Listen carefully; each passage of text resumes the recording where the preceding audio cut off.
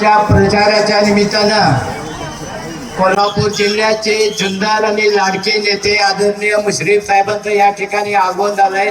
त्यासाठी मी मुश्रीफ साहेबांचं या कुरुंदवाड नगरीच्या वतीनं मनपूर्वक आभार मानतोय।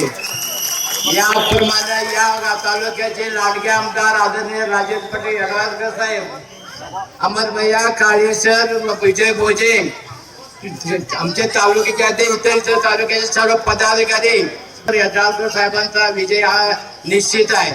आता यड्रावकर साहेबांच्या बद्दल जर बोलायचं झालं तर बरेच वक्त्यांनी त्यांच्या विकास कामाबद्दल आणि त्यांच्या कार्याबद्दल आणि त्यांनी जे सर्व जाती धर्माला गाडून या ठिकाणी जो आपला ठसा उमटला त्यासाठी ते यड्रावकर साहेबांचं मनपूर्वक मी आभार मानतोय। आणि मी थोडंसं 2च मिनिटं बोलणार आहे, कारण मुश्रीफ साहेबांचं आणि यड्रावकर साहेबांचं भाषण होणार आहे। मित्रांनो, काल उदगावच्या भाषणामध्ये आदरणीय राजू शेट्टीने माझ्याबद्दल अपशब्द वापरून खोटी प्रचार यंत्रणा करून मी कुरुंदवाड शेतकऱ्यांना 29 रुपये दर मागतोय हे खोटं सांगून माझ्याबद्दल त्यांनी दिशाभूल केली।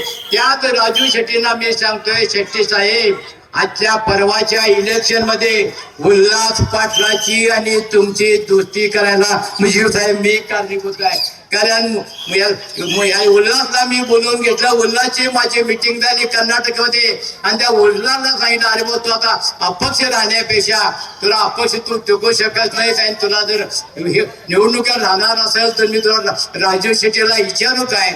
आणि मी राजू शेट्टीला फोन करून सांगितलं, राजूजी तुम्हाला उमेदवार तुमचा फिक्स झाला काय? तर नाही म्हटलं तर ते अजून आमचे 2-3 नाव आहेत, आमचा उमेदवार फिक्स व्हायचा आहे। तर मी त्यांना सांगितलं, मी तुम्हाला एक उमेदवार देऊ काय? तर कोण? तर तुम्ही शब्द देणार, जी तिकीट देणार असाल तर मी नाव सांगतो म्हटलं। आणि उल्हास पाटलाचं नाव सांगितल्यानंतर लगेच जाऊन त्याने उल्हास पाटलाला कडकडीत मिठी मारलं, दोघे एकमेकाच्या गळ्यात मिठी मारून रडायला लागले आणि उल्हास पाटलाची उमेदवारी राजू शेट्टींनी जाहीर केली।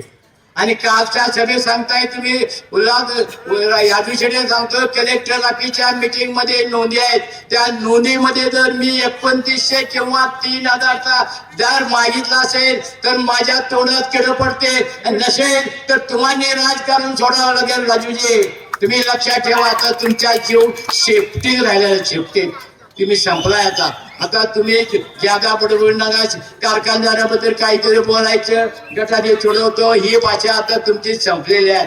आणि तुम्ही आता तुमच्या उमेदवाराची झेपाटी सांभाळायची तेवढी व्यवस्था करा, एवढं तुम्हाला सांगतोय। या ठिकाणी तुमचं झेपाटी सुद्धा राहणार नाही आणि दुसऱ्यावर चितोडे उडवून आमच्यासारख्या माणसाने रागाच्या भरात काहीतरी बोलावं आणि त्याचा विपरीत करून तुम्ही जर खोटा प्रचार करायसाठी जर आमचा उपयोग करत असाल तर ते कदापि शक्य होणार नाही।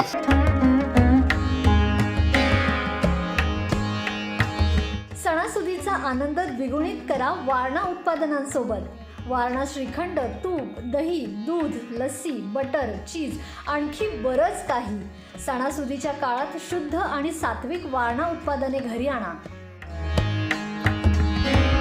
वारणा, आनंद अस्सल चवीचा।